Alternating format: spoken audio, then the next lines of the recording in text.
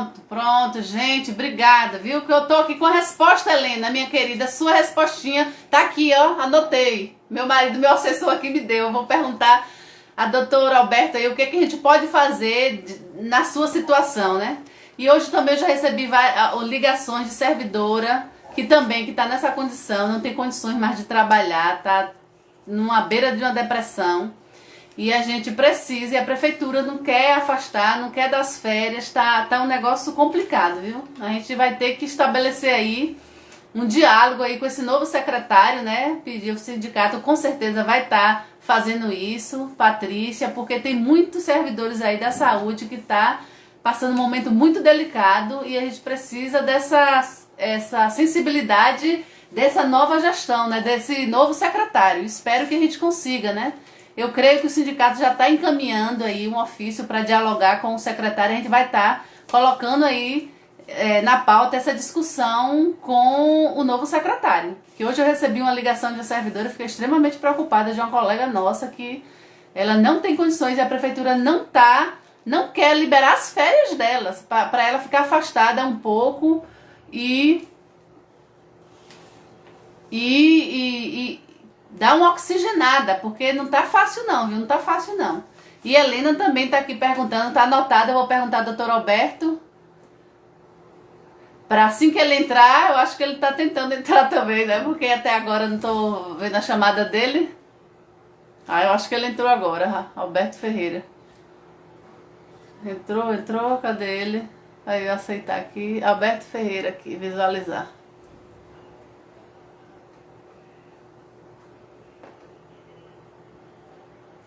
Rodrigo, vem cá me ajudar aqui.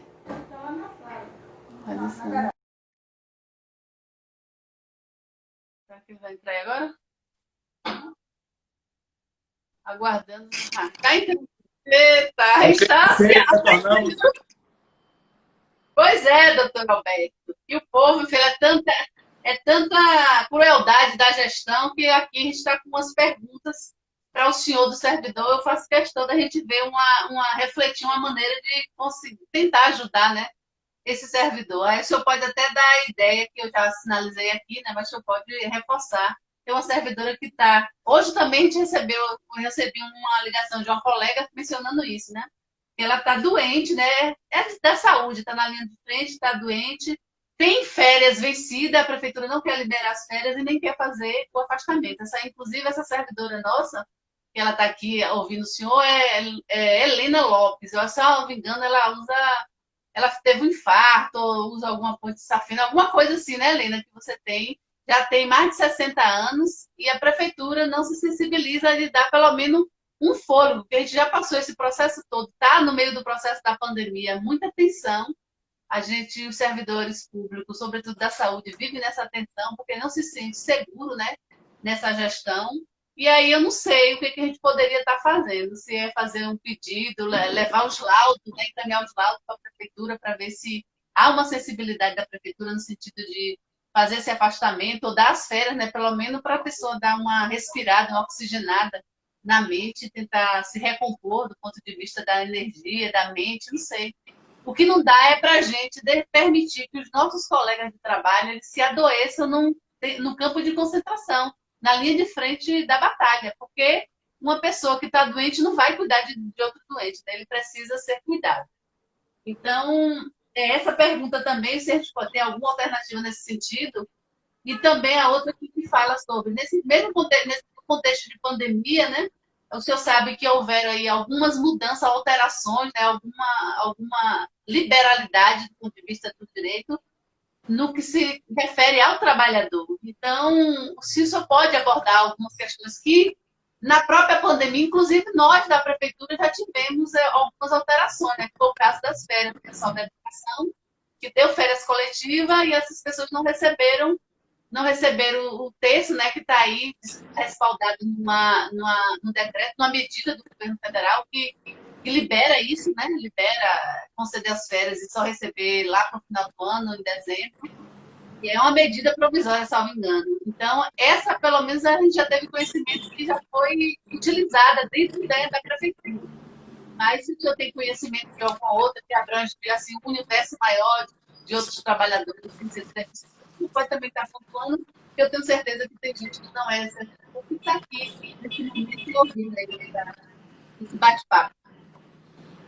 Pois bem, Vilma, deixa eu te falar, retornando um pouquinho àquela conversa que a gente estava tendo um pouco antes, porque é necessário a gente complementar com relação ainda à lei do congelamento de salários.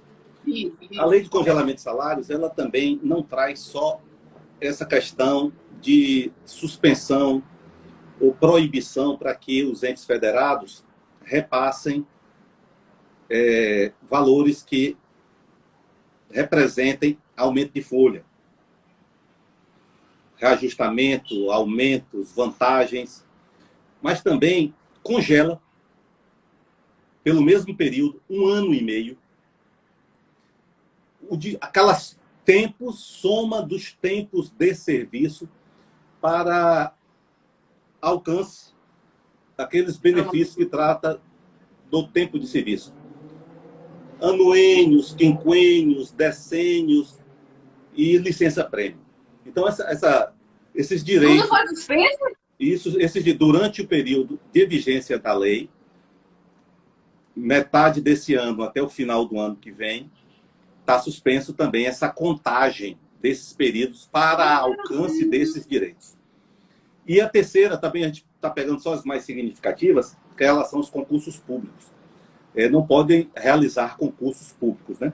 E aqueles que já tinham sido realizados ficam suspensos, como eles tinham validade de 2 anos, se suspende dentro daquela mesma formatação que a gente apresentou com relação à suspensão do prazo prescricional, ficam suspensos os concursos públicos, para no momento posterior retomar a validade e poder deliberar sobre o chamamento ou não das pessoas. Então, são prejuízos assim, muito significativos com relação a direito dos trabalhadores de uma forma geral. Vilma, com relação à saúde do trabalhador, nesse aspecto das férias que você questionou aí, é só promover ação judicial. Nós temos promovido ações judiciais com 2 postulações, o pagamento e o gozo. Mas o senhor tem conhecimento, licença, o senhor tem conhecimento que tem um decreto, que a prefeitura baixou um decreto que proibindo férias para a gente da saúde. Mesmo nessa condição, a gente pode fazer esse pleito? A minha compreensão é de que as MPs que autorizam férias coletivas, antecipação de férias, pagamento de terço junto com 13º, não serve para serviço público. Nossa compreensão de que essas questões não servem para serviço público. Não se aplicam no serviço público. Com relação às férias dessa servidora, ela teria que promover uma ação judicial na busca não só da garantia do pagamento, dobrado ou simples, como do direito efetivo ao gozo, que talvez seja o grande questionamento dela. Precisando descansar, questão de ordem pública, preservação da saúde, da rigidez física do empregado. Nós temos promovido ações judiciais onde o judiciário estabelece o período de férias para evitar comprometimento psicológico, físico, emocional de saúde do trabalhador. Como talvez seja esse que você está pontuando. Itabuna tem servidor com 4 férias vencidas. Tem? Então é uma situação muito grave. Mas as ações judiciais precisam ser propostas para mim nesse caso. A gente, caminhando já para um outro lado, do ponto de vista da saúde do trabalhador, do ponto de vista aí do serviço público, está tudo muito preservado. Mas já para a iniciativa privada, tem a MP 927, que é aquela primeira que foi construída com aquela ideia de salvaguardar empresas e empregos. Ela prevê que doença ocupacional tipo Covid não tem vinculação com o trabalho. Houve a necessidade de pronunciamento do STF para dizer que não pode retirar taxativamente essa vinculação. Precisa ser investigada outras questões que vincule ou que formate melhor a existência ou não de nexo causal. Tipo, questões epidemiológicas. Eu estou trabalhando aqui no hospital, onde testou e a metade dos meus colegas adquiriram a doença. Então, é muito provável que eu também adquiri, estou com sequelas físicas, é muito provável que eu adquiri também a doença lá. Então, o STF veio se posicionar, não para fazer o que a MFES negou, não para positivar essa realidade, mas para dizer que ela pode ser, sim, doença do trabalho, a Covid, desde quando seja provado o nexo causal, através de situações epidemiológicas, como essa que a gente está falando, e outras que vinculem a lesão ao trabalho desenvolvido. A exemplo, como postulado do labor em clínicas, em hospitais, em ambientes que você tem contato direto com doentes. Então, aqui a gente refoge um pouquinho porque dessa discussão do coletivo, do direito para servidor, a gente vai mais para o mundo particular, que é o que trata essas MPs. Certo, certo. Então, o senhor acha que a situação da nossa colega aqui, a gente pode, engraçado, tentar fazer a negociação com esse novo secretário. Se não tiver esse, a gente pode entrar com ação, tranquilo, mesmo com esse decreto de proibição de férias. Pode tentar, sim. Então, olha aí, ó, Eli, tá ouvindo, né? Se a gente não conseguir fazer isso via negociação, diálogo, a gente vai ter que entrar na justiça para tentar lhe afastar. E tem outra situação, outra servidora nessa mesma situação, que aí já é por conta desse nível de tensão que os trabalhadores da saúde estão vivendo, né? A gente viveu um momento muito difícil. No início, a gente tinha muitas fragilidades, né? Do ponto de vista de proteção, de estrutura, de local de trabalho, enfim. Tudo isso traz insegurança e mexe muito com o psicológico do trabalhador. Mas isso acabou afetando algumas pessoas, né, nesse momento. E a gente tem que ter a sensibilidade, a gestão precisa ter essa sensibilidade. O empregador ele é obrigado a oferecer ao trabalhador ambiente de trabalho seguro e saudável, fornecimento de EPIs, evitar que o empregado se adoeça em função do ambiente laboral. Então, já isso é uma questão pacífica, prática, e é um princípio que deve ser adotado por todos os empregadores. Aí a gente tem outra pergunta aqui, é sobre saúde, né? Sobre a saúde dos trabalhadores nesse contexto de pandemia. Qual o nível de direitos que ainda existem? O trabalhador que for infectado, quais os direitos que ele pode ter, assim? O senhor praticamente já respondeu aí nessa... É isso, a gente já fez esse panorama anterior. Já fez essa pergunta. Aquilo que o senhor falou, adoeceu, tem o direito, pode construir nessa questão. A MP 917 excluía esse direito. Ela fala que se o empregado pegar Covid no trabalho, não foi o trabalho que proporcionou isso. Não tem direitos. Então, o STF se posicionou, não pode ser taxativo na negação. Tem que permitir ao trabalhador ou utilizar outros elementos que comprovem o nexo. Comprovado o nexo, foi o trabalho que encaminhou, que proporcionou a doença. Porque se a gente pega, se é contaminado dentro do ambiente de trabalho, a gente tem que provar com essa questão que você falou, do laudo, nexo causal, fazer todo esse processo aí para ser classificado como doença do trabalho. Exatamente. Correto? Fazer a vinculação da doença com o labor. Certo. Aí a gente tem aqui uma pergunta que sai um pouco assim do âmbito, né, do servidor público, né?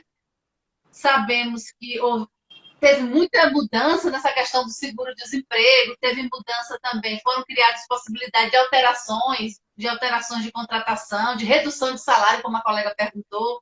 Eu acho que o senhor já respondeu para a gente. Eu acho que a redução ela não está agora não está sendo visualizada, mas aí existe uma proposta aí, né, para os outros trabalhadores da iniciativa privada. Existe essa possibilidade de redução de jornada de trabalho, contudo, a redução também, né, do salário, né? E como ficou isso, esses riscos, né, que esses trabalhadores, de uma certa forma, é um risco que o trabalhador, ele tá mesmo no fio da navalha. Eu digo assim, no fio da navalha. Porque para adequar a economia, as possibilidades, sempre quem quem é atingido de frente, quem é mais sacrificado é o conjunto da sociedade mais fragilizada e dentre esse conjunto de pessoas mais fragilizadas, né, estão aí a classe trabalhadora. E aí todas a negação, o pouco que a gente tem, né, que a gente adquiriu com muita dificuldade, está sendo aí colocado, né, em risco na realidade. E esse é um risco da redução de salário, a flexibilização do contrato, suspensão do contrato de trabalho, isso tudo na iniciativa privada já existe, isso já é realidade, né? O senhor poderia falar sobre isso um pouquinho? Tranquilo, Vilma. A gente precisa já fazer um link também com o servidor público, que é a categoria aí que você representa. Na verdade, a lei de responsabilidade fiscal, ela prevê, na verdade, que continua em vigor, a possibilidade de redução salarial do servidor público. Lei de 2000. Quando exatamente o gasto, né, com a folha de pagamento ultrapassa aqueles 60%. Porém, desde 2002, o STF já se posicionou contra esta redução. Mas, assim, buscando esse tempo de pandemia, serve para a gente ficar dentro de casa, essa varanda. Eu quase que não vinha aqui e virou quase 80% da minha convivência humana. Agora, esse espaço aqui, olhando para o tempo, para as pessoas, para me conectar com o mundo, eu estou vivendo nessa. Assim como a gente está participando de várias lives, assim, como ouvinte, espectador. E também fazendo estudos, porque está tendo tempo efetivamente para isso. Então, por coincidência, houve um julgamento ontem ainda no STF, discutindo vários temas a respeito dessa possibilidade de redução salarial com redução de jornada para servidor público. Por maioria, o STF disse que não é possível. Posicionamento de ontem do STF. Contrariando a lei de responsabilidade fiscal que prevê isso, a possibilidade, o STF disse ontem que para servidor público não é permitido redução salarial com redução de jornada, mesmo que o ente federado ultrapasse aquele limite previsto pela lei de responsabilidade fiscal. Então, sim. Posicionamento atual. Já então, quanto à iniciativa... Ela não vai ter aumento, ainda reduzir o pouco que tem. Imagine só. Já quanto à iniciativa privada, a gente tem aí as leis, as medidas provisórias que foram apresentadas necessárias, foram apresentadas para este momento da pandemia. Então, a medida provisória 927 ainda não trazia nenhum tratamento a respeito disso. Foi uma medida que teve assim, uma pretensão, no primeiro momento, salvar salários e empregos, pelo menos foi esse o pano de fundo, e estabelecia alguns outros critérios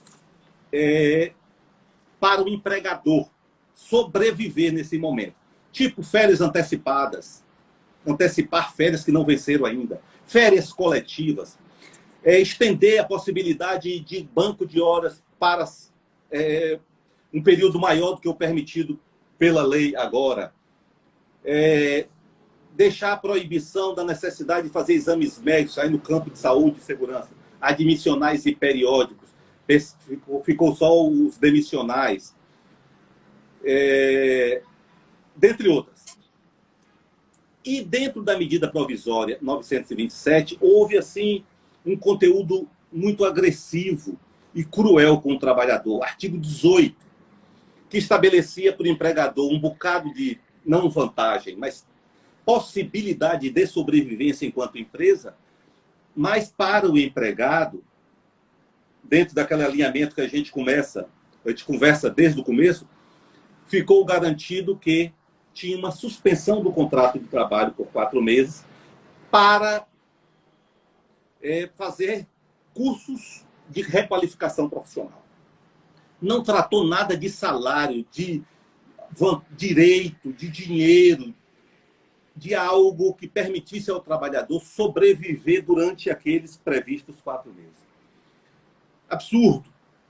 Absurdo. Mas foi a pretensão inicial da MP. Surgiu aí, em decorrência disso, várias resistências. de vários segmentos, inclusive de órgãos patronais, de representação patronal. E um governo voltou atrás, que editou a 936, que é essa que você está discutindo ou a gente está conversando agora, que permite a suspensão total ou parcial dos contratos de trabalho. Serviço da iniciativa privada, não se aplica a servidor público, onde o empregador pode ou suspender integralmente o contrato de trabalho ou reduzir em 25%, em 50% ou 70% desta participação do empregado como labor e o resto como suspensão, dividindo aí com o governo, nesta segunda oportunidade, o custo. O governo entra com aquele benefício, auxílio emergencial, para cobrir o que o empregador não vai pagar, e o empregador entra com a outra parte quando ele suspende parcialmente o contrato. Quando suspende totalmente o contrato, o governo arca integralmente com o auxílio ou benefício emergencial. A exceção daquelas empresas que tiveram em 2019 um faturamento superior a 4.800.000, onde eles participam aí de 30% desse custo.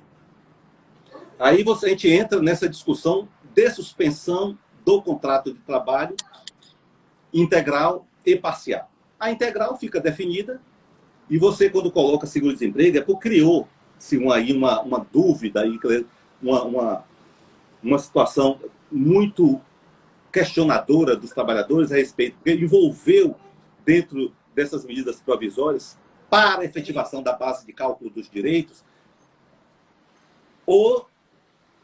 a metodologia utilizada para pagamento de seguro-desemprego. Então, não houve modificação do seguro-desemprego. Mas a metodologia para pagamento do auxílio emergencial pago pelo governo utiliza a metodologia do seguro-desemprego. É por isso que criou-se aí uma dúvida ou então uma situação de busca de informações a respeito de mudança ou não do seguro-desemprego. Não houve mudança do seguro-desemprego. O seguro-desemprego ou a metodologia utilizada para pagamento do seguro-desemprego que está sendo agora utilizada para pagamento do auxílio emergencial. Então, a gente está vivendo essa fase aí, onde o governo paga parte, o empregador paga outra parte. Isso pode ser utilizado até 3 meses, 90 dias, entre suspensão e parcial e total do contrato de trabalho. O resto vai ter que usar férias coletivas, antecipação de férias. Penso que a gente respondeu aí satisfatoriamente, talvez. Se não... Com certeza, com certeza. Ficou mais claro, né? Mais evidente para os trabalhadores que estão aí acompanhando, porque quando qualquer problema, qualquer crise que tenha, o sacrifício vem logo no lombo do trabalhador. A gente tem que ter essa compreensão, né? Para a gente estar fazendo, se organizando no sentido da resistência, né? De mudar essa cultura dos governantes. Qualquer crise que tenha, é o trabalhador que tem que pagar, né? A parte maior, né? É lamentável, mas... Lamentável. Mas o senhor que está aí antenado, que eu estou percebendo, trazendo decisões do judiciário aí, do mundo do direito, já que aconteceu ontem, que eu não sabia, foi uma boa informação, mas só tem alguma informação sobre essa questão de servidor público, porque nesse momento de pandemia tem surgido tanta surpresa, né, desagradável para o trabalhador. Aí a nossa preocupação, que já existia antes, essa questão dessa perseguição sistemática a servidor público, né, do ponto de vista das estruturas do Estado, de governo federal, até às vezes de uma forma involuntária da sociedade, por não compreender às vezes o papel, né, não ter feito ainda esse link da importância do serviço público em toda a cidade, em qualquer desenvolvimento de toda a cidade, tem que ter serviço público de qualidade, forte, valorizado. Existe alguma aí movimentação ainda que escamoteada, né, do próprio Congresso de estabilidade do servidor público, já teve uma discussão, né, e deu uma parada, não sei se ressuscitou esse debate de alteração, né, dessa estabilidade, porque eles tentam, né, a todo custo tirar essa estabilidade do servidor público, né, porque compreendem que o servidor público é peso, é inimigo. Infelizmente, são esses os termos, né, que o governo federal lida com os trabalhadores do serviço público. E a gente tem que ter muito essa consciência bastante tranquila, sem nenhuma discussão ultrapassar, né, para paixões aí. A gente tem que também fazer o esforço de enxergar a realidade concreta, né? Não dá para ficar divagando o tempo todo. Existe alguma... Verdade, Vilma. Existe sim. E foi gestada antes da pandemia e era para ser aplicado, já está em curso. A pandemia suspende muitas coisas, né? Suspende, inclusive, esse ímpeto agora do governo federal no sentido de promover essas alterações legislativas. Então, na verdade, a pretensão é acabar verdadeiramente com o servidor público, com a estabilidade para servidor público. Mas a gente, todos, na maioria, somos muito imediatistas, né? E ficamos pensando muito só com a gente, só com a nossa vida, só com a nossa história, só com a nossa realidade. Então, na verdade, o que eu acho que, inclusive, já existe pronunciamento governamental no sentido de quando acabar com a pandemia, volta-se à tona toda essa discussão. Redução salarial do servidor público e também fim da estabilidade para servidor público. Agora, assim, se for possível tranquilizar nossos servidores públicos atuais, essa legislação, ainda que venha no formato novo, ela não retroage, né? O princípio utilizado no Brasil quanto à aplicação das leis é de não retroagir, sobretudo que alcance o direito adquirido, a coisa julgada e o ato jurídico perfeito. Previsão constitucional, a gente percebe que os nossos servidores se enquadram naquela proteção do direito adquirido.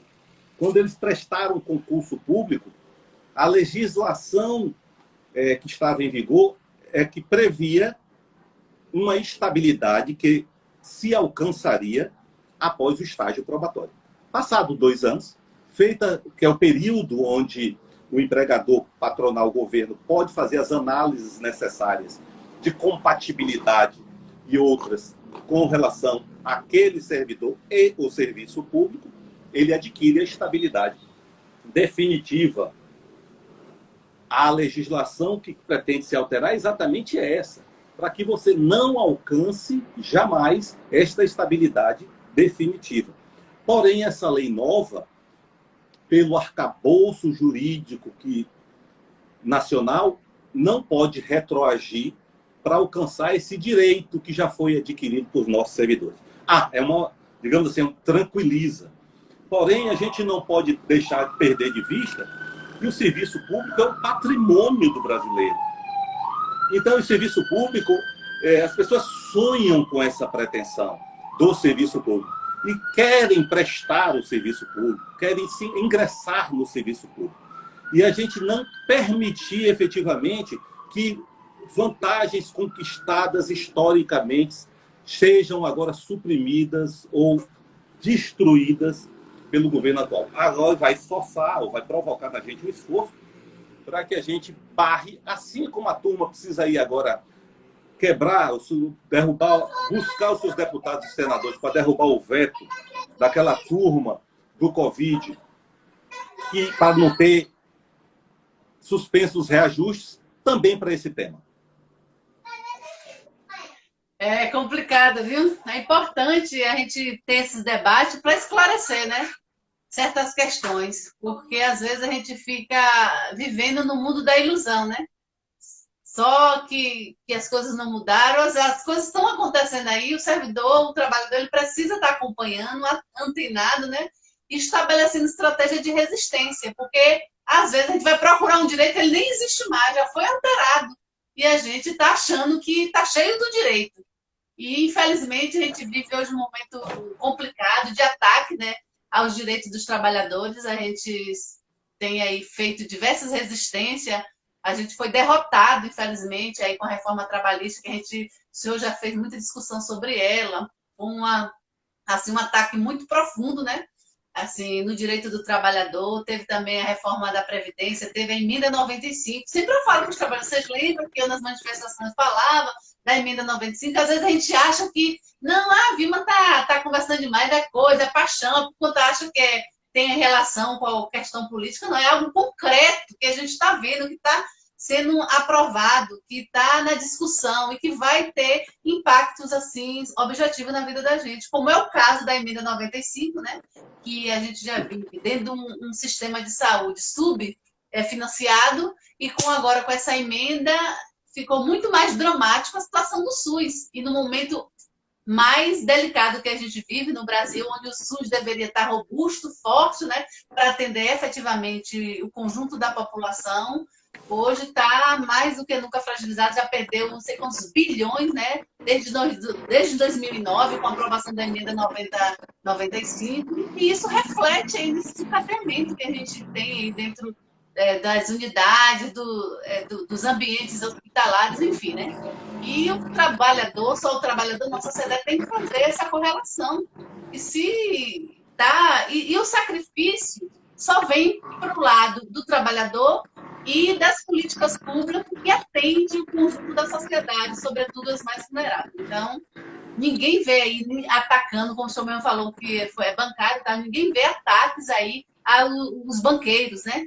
Muito pelo contrário, é um setor que ganha muito dinheiro, muito lucro e não dá a sua parcela, né? Assim, não contribui para a sociedade do ponto de vista assim, da coletividade, né? Só suga da nossa sociedade. E na hora que acontece uma situação como essa que a gente vive hoje de pandemia, né? De mazela exposta, né? Da sociedade, essa turma continua se beneficiando. Essa turma continua lá. O governo federal injetou não sei quantos bilhões, trilhão para lá para fazer empréstimo e a juros absurdos, absurdos. O senhor bancário sabe também, né? Tem relação com esse universo e sabe que é assim surreal as taxas de juros de empréstimo e para socorrer os pequenos empresários, né? Um, um prazo muito insignificante e muito pequeno para as pessoas se reerguerem, né? Diferente quando a gente vai para outros países aí, a gente consegue visualizar uma proposta muito mais decente, muito mais humana, muito mais capaz de resgatar aí o comércio e fazer movimentar, estabelecer os empregos, enfim, a gente vive um momento dramático onde a gente tem um governo que, infelizmente, não tem sensibilidade para essa questão mesmo, não tem sensibilidade, e a gente está padecendo, né? Está padecendo. E é momento de mais do que nunca a gente estabelecer a resistência, o conjunto dos trabalhadores, nos âmbitos que o senhor aí na resistência do direito, né, fazendo a luta, que isso também é um espaço estratégico de luta, né? Ter essa discussão do direito em uma visão que o senhor tem progressista de defesa do conjunto da classe, né, trabalhadora. É muito importante a gente assim despertar pessoas com esse entendimento, né, de uma luta para a coletividade. Então, é muito complicado, a gente tem chamado a atenção da nossa sociedade, dos trabalhadores, que é necessário. A gente tem tido diversas conversas com os nossos colegas de trabalho, eu tenho ficado feliz que a gente tem tido assim resposta, a gente tem observado que esse momento que a gente vive está fazendo com que as pessoas compreendam que nós temos a necessidade de estabelecer essa resistência, essa luta, porque senão quando tudo isso passar, a gente vai ver que não vai ter mais nada, não tem direito mais a nada. Quando a gente vê, a gente virou um trabalhador subempregado, na realidade que a gente já é, né? Se a gente for colocar mesmo os pingos nos is, a gente está caminhando para o Brasil que está aí batendo nas estatísticas de muita informalidade, as pessoas vivem ludibriado com esse processo, né?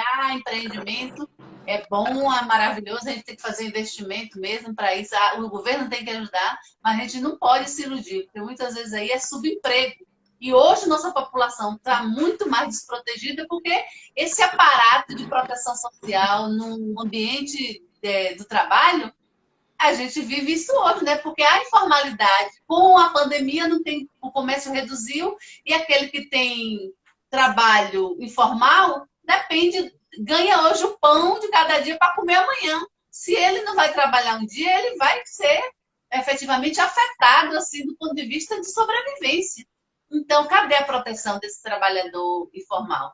Ele está bem se está tudo funcionando bem, né? aí está desprotegido, mas está tendo dinheiro do dia a dia para fazer se alimentar todo dia, né? Ganha um pão hoje, ganha o de amanhã, e aí você vai sobrevivendo, mas não pode se dar o luxo de ficar um dia sem trabalhar, porque é o que acontece. Esse colapso social, essa convulsão social que a gente está vivendo, e infelizmente o governo não tem dado resposta, os programas de socorro ao nosso povo também não está dando resposta, e aí a gente está vendo aí esse momento muito delicado que a gente vive.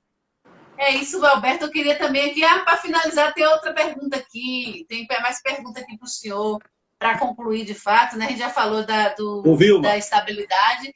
E o senhor, agora, a sua experiência, acho que é importante o senhor pontuar isso, no sentido de que os trabalhadores e as trabalhadoras estão aí enfrentando toda essa problemática que a gente debateu ao longo desse bate-papo aqui.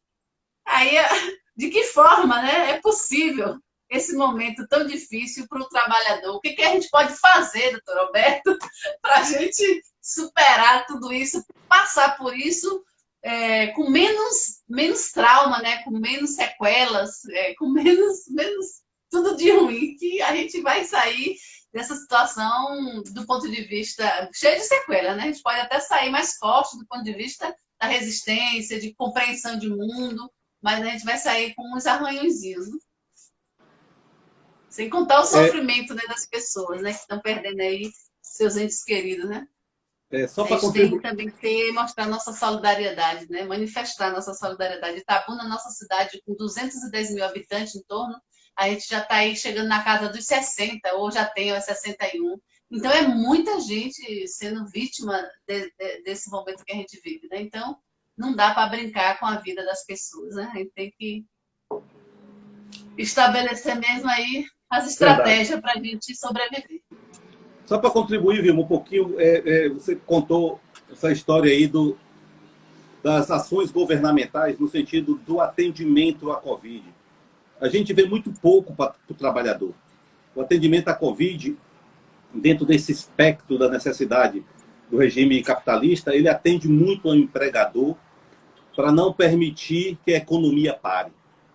E dentro dessa leitura capitalista se entrega mais de 1 trilhão para liquidez bancária. E não se questiona. Mas para dar 60 bilhões para auxílios para os invisíveis, imaginava-se 50, já passou de 70 milhões, aí tem que parar porque a economia não suporta. Eu compreendo que a gente permitiu que o inimigo entrasse. O inimigo já vinha mais lentamente, mas o inimigo entrou com muita força em 2017, com a reforma trabalhista. A gente permitiu que, naquela oportunidade, se retirasse direitos históricos conquistados. Empregado, tempo à disposição do empregador. Horas itinerárias, não existe mais. Momento que eu vou mudar de uniforme, não existe mais. Não se paga mais essas oportunidades. Intervalo entre a jornada que se compreendia que era para a saúde e segurança, como férias, pode se reduzir. E ainda que o empregador descumpra, não se paga mais a indenização prevista. Agora é uma só o adicional. Férias pode parcelar mais. Desregulamentou. Autorizou que o que acontecia só através de participação dos sindicatos fosse feita diretamente com o empregado, que a gente vê renovado agora na MP 927, que teve uma resistência de Lewandowski no primeiro momento, mas depois o Pleno, para um momento de pandemia, permitiu que não precisa mais o empregado ou a entidade sindical participar de negociação para redução salarial. Que não fique como legado para pós-pandemia. Então, tudo isso a gente permitiu em 2017, estou pontuando coisas rápidas. O que é que precisa para agora? Eu penso, Vilma, que já vivemos momentos tão tenebrosos quanto. A relação do capital com o trabalho, ela se debate ao longo da história. A gente lembra que na época do ludismo, quando os empregados achavam que as máquinas eram seus grandes concorrentes que estavam retirando seus empregos, quebram as máquinas. Isso é uma leitura do empregado que continua querendo resistir. Outras épocas existiram, Fordismo, Toyotismo, onde o capital sempre implementando medidas de produção nova para aumentar a exploração. Umas onde o empregado tinha que produzir um único item, outras onde o empregado tinha que produzir vários itens. E o empregado continua resistindo. Mais recentemente, a gente vê a invasão da robótica, da informática, ocupando postos de trabalho, e os empregados continuam a resistir. A gente fica, da minha varanda, eu fico lembrando das profissões que deixaram de existir há pouco tempo e outras que estão começando a deixar de existir agora. A gente não tem mais o fotógrafo que ficava atrás da gente nas festas para tirar fotografia e depois mandava o álbum lá do que ele tinha para gente escolher o que a gente queria. Tinha um cara chamado Kodak aqui em Itabuna que ele encontrava a gente nem conhecia ele, mas ele encontrava para a gente escolher as fotos dele. Muitas pessoas viviam de xerox, quando os processos eram físicos ainda, e precisava todos os advogados e partilharem documentos. Existiam pessoas em Itabuna que tinham 10, 15 máquinas de xerox e viviam disso. Acabou também a xerox. Já no momento próximo do atual. Eu fico, outro dia, avaliando, nos primeiros momentos dessa pandemia, quantas profissões já iniciaram a sucumbência. Vans que entregam meninos em escola. As pessoas já não precisavam mais delas. Minhas filhas aqui dentro de casa, elas fazem uns cursos, banca, né? De aperfeiçoamento, então de auxílio à educação regular. E a gente está sabendo agora, já no início da pandemia, que um desses professores que alugou um espaço para ampliar o negócio dele, começou a pandemia, ele devolveu o espaço, porque agora é através do computador. Eu em home office e elas estudando pela tela. Né? Estamos dividindo a mesa de trabalho e de estudos agora dentro de casa. E a gente fica imaginando o que é que vai voltar a ser como era antes. A gente já vê uma faceta da atualidade, que é o trabalho, ainda os que estão retornando já nesse momento com essas permissões, do como é que ele já está acontecendo, com o distanciamento das pessoas, com o uso de máscaras, agora implementado como EPI, e dentre outras tantas introduções ao mundo atual circunstancial. Mas o que nos traz grande dúvida e grande preocupação é o que é que vai ficar para depois. A gente talvez vai viver um momento ainda muito grande de consolidação dessas histórias. Talvez determinados segmentos econômicos já consolidem agora como vão ficar. Outros vai demorar um pouco mais para se consolidar. Eu fico lembrando muito dessas empresas ou atividades que tratam do entretenimento. Sucumbiram primeiro, talvez são as últimas a retornar. Viagens, shows estão sendo substituídos pela tela, as lives. Marília Mendonça reuniu milhões de pessoas nas telas. E estão encontrando essa alternativa nova também, o entretenimento. Mas quem tem alternativa para fazer? A maioria não tem como fazer suas lives. Não tem empresas que vão promover essas lives para que dê aí algum auxílio financeiro que justifique. E não tem como pagar elas. Então, o que eu reservo, que entendo que o momento exige da gente, todos nós. A gente sabe que a atividade profissional, até de advogado, tem agora a inteligência artificial, que pode ocupar um determinado espaço nesse campo. A gente precisa, Vilma, se reinventar. Eu já estou fazendo isso há algum tempo aqui da minha varanda. Mas cada dia que você tenta, você aumenta a sua dúvida a respeito do que é que você pode promover como atividade econômica, de sustento pessoal, pós-pandemia, se a sua não der mais certo? E aí a dúvida aumenta e muito. Mas, Vilma, a gente precisa também compreender que a mudança que as pessoas estão sendo submetidas está trazendo também muitas vantagens do ponto de vista do comportamento pessoal das pessoas. As pessoas estão se transformando em mais solidárias. Isso tem me trazido grande alegria. A gente, em um momento muito próximo, achava que simpatia era algo que deveria ser incorporado ao seu comportamento, para você, pelo menos, atender, ouvir o outro, entender o outro, aceitar o reclamo do outro. Já não serve mais. Está sendo substituído agora pela empatia. Você já não cabe mais você só ouvir o outro. Você tem que ter a disposição para ocupar o assento do outro, viver o sofrimento do outro, para você melhor compreender a realidade dos que sofrem mais do que você. A gente percebe também que um outro sentimento que as pessoas utilizavam muito: tenha paciência, menino. Tudo vai mudar, tudo vai acontecer. Essa paciência é quando você se acomoda no campo seu, pessoal, e aguarda. Isso está agora superado. O que se apresenta agora é a resiliência. Você não serve mais apenas você ocupar o seu campo de conforto e aguardar. Você tem que ocupar o seu campo de conforto e aguardar, mas também com o ingrediente do sofrimento nesse campo de conforto.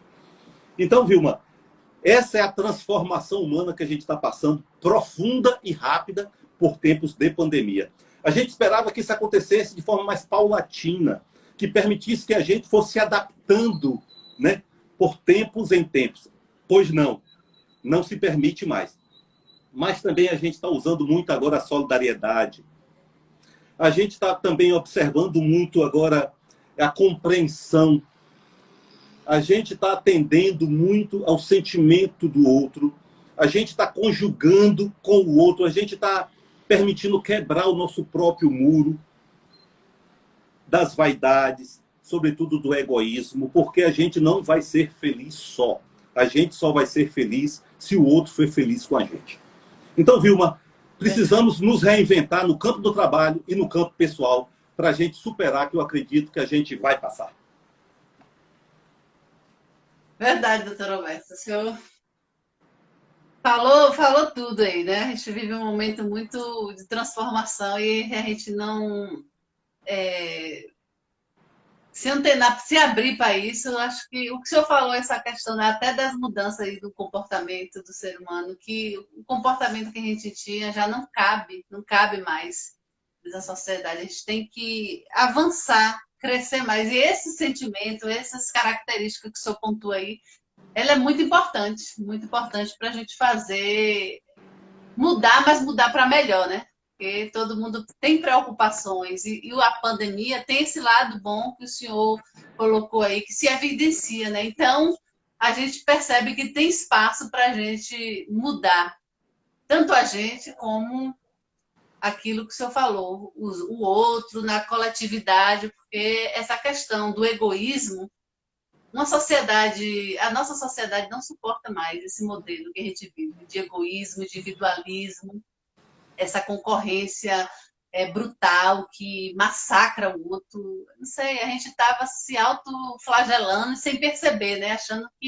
Eu acho que essa modernidade que a gente vive, esse avanço tecnológico, ele tem que ter a interpretação, a gente tem que interpretar e absorver para o bem, E o que a gente tem percebido aí, que a gente está tendo um avanço, mas ele está chegando de forma descompassada, que está deixando também uma mácula muito negativa, uma mancha muito negativa na sociedade. Então, eu lembro também, antigamente, a A gente ia no banco, tinha um monte de pessoas, de funcionários e tal. Era até, a energia era até melhor. E a gente chega agora, a frieza se estabeleceu das pessoas, nos ambientes, a gente se sente, sabe, é só máquina, Atenção. a gente está sendo substituído. Às vezes a gente chega para conversar com alguém, para tomar uma informação, a gente não consegue, a pessoa está fissurada naquilo. Quando tem uma pessoa, né, porque a redução de funcionários, de trabalhador nos postos de trabalho, em virtude dessa crescência aí tecnológica, é muito grave isso. A tecnologia ela tem que vir para ajudar, para somar, para contribuir na sociedade de forma positiva. Mas, infelizmente, essa questão até da própria da natureza do capital, da ganância de querer capital, de maximizar, potencializar lucro, as pessoas perdem essa capacidade de olhar a sociedade como um todo. Quero lucrar mais, então, se eu posso comprar uma máquina para substituir 10 pessoas, vai comprar, e a gente não consegue compreender, enxergar o outro, como o senhor mesmo colocou aí, que a gente foi dispensado, a gente não, como é que aquela pessoa vai ficar? Então, a gente está numa contradição, está se reduzindo os postos de trabalho e a população está numa crescente. Então, alguma coisa aí não vai dar certo, essa conta não vai fechar. Então, não que eu seja contra o avanço tecnológico, de forma nenhuma, mas ele tem que vir com esse espírito mesmo. A gente tem que introduzir a tecnologia na nossa sociedade com essa perspectiva de contribuir de forma benéfica para a coletividade, não de exclusão. O que a gente percebe é uma exclusão assim, gigantesca que a gente tem tido, né, na sociedade em virtude dessa questão. Essa questão, só nessa conversa, nesse diálogo aí que a gente está tendo, você já pontuou aí diversas profissões que tá ficando de fora, né? Que está se extinguindo. E aí as pessoas não estão tendo tempo de se reinventar, de verificar o que vai fazer para sobreviver. Eu acho que são os efeitos mesmo desse capital selvagem, né, que a gente vive aí, dessa sede de ganhar dinheiro, de ter mais, sempre mais. E a gente pergunta, meu Deus, tanto dinheiro, que tem gente que tem tanto dinheiro, esses banqueiros. Eu não sei o que esse povo consegue fazer com tanto dinheiro. Não sei. Não. Que você pode ter 10, meu marido fala, né, Rodrigo fala, uma pessoa pode ter 10 vidas, eles não vão conseguir gastar esse dinheiro que ele tem. Agora, eu não sei o porquê, enquanto isso a gente olha para o lado, essa desigualdade, a maioria das pessoas não tem quase nada para sobreviver. Por isso que gera esse conflito que a gente vive, né, nessa sociedade, crescendo violência, cresce um monte de coisa, isso tudo está enraizado, isso é um pano de fundo, né? As pessoas não percebem. Está crescendo a violência é porque todo mundo quer ser bandido, é porque todo mundo ninguém nasce bandido. É uma construção mesmo da sociedade, a gente vai se formando, se forjando nesse processo social e a gente tem muitas dificuldades, né? E aí o capital está aí para estimular as pessoas a querer as coisas, e tem gente que não tem muito. E se tem que quer aquele celular, gente, esse celular já tem prazo de validade, a gente comprou um celular com 2, 3 anos, você precisa comprar outro. Aí já vem a questão ambiental, para onde a gente vai enfiar tanto lixo eletrônico, a gente vai dar conta disso, o planeta vai dar conta disso. Então, é um debate muito profundo. Eu não tenho capacidade de fazer esse debate agora, não, mas eu consigo visualizar, assim, de forma bastante rasa, os problemas que a gente tem aí para a gente se aprofundar e fazer esse debate não ficar nas bolhas, né? A gente tentar levar esse debate para o conjunto da sociedade e que vai ter que ter resistência para a gente tentar redirecionar isso, né? Porque senão eu tenho até, não sei, coisa da minha cabeça, sempre estão tentando aí descobrir outro país, outro mundo, aí, outro planeta, né, que digamos assim, que não seja Terra, outro, eles consigam identificar que dá para sobreviver, né, nesses locais, nesse outro planeta, e fugir para lá e deixar a gente se acabando aqui, os que tem muito dinheiro. Sei lá, é coisa porque uma coisa que parece que não tem limite essa questão do dinheiro, do lucro, de ter mais. E não sei. Parece que aqueles que podem estar querendo criar outro universo para eles. Ó. Quando a Terra não acaba mais, não tiver mais nada, não tiver mais água, não tiver nada para todo mundo, aí eu tenho um canto aqui que eu descobri para eu viver. outro planeta, outra galáxia aí, sei lá. Estou falando até já besteira demais. Mas é isso, doutora Beth. Só tenho a agradecer ao senhor. As perguntas já acabaram. Acho que a gente já está quase 2 horas aqui na live. Foi um prazer, assim, sabe? Mensurável, mensurável conversar com o senhor. Tenho muito respeito, muito carinho pelo senhor. E, enfim, né? O senhor é um símbolo na minha vida também, do ponto de vista do direito. Me ensinou muita coisa, já me deu muita bronca, mas no sentido, já foi muito duro, mas no sentido da gente acertar, alertando, isso é uma preocupação, a gente tem que encarar como um zelo, né? Que o senhor tem com a gente, com as instituições e com a gente mesmo, enquanto pessoa, que a gente acaba desenvolvendo relação, temos muita incomuns, né? Algumas questões, diversas questões, convergem aí de ideias e a gente se preocupa, né? E é importante. Eu só tenho a agradecer, o sindicato só tem a agradecer e quem tem contato aí, o privilégio de tratar com o senhor, com o doutor Eves, que é um que a gente todo mundo é apaixonado por doutor Eves. Gente boa também, gente do bem, gente do bem. E a gente tem que se apegar a essas pessoas, viu? Porque senão, porque o nível de ódio que circula na sociedade entre as pessoas, a maldade, a malícia, ela é muito grande, então você tem que se vacinar contra isso para você resistir a esse tipo de comportamento. Então, dá um abraço e pode finalizar aí, por favor. Viva, deixa eu te falar, eu tô fazendo aniversário aqui no próximo domingo. Agora, mas eu quero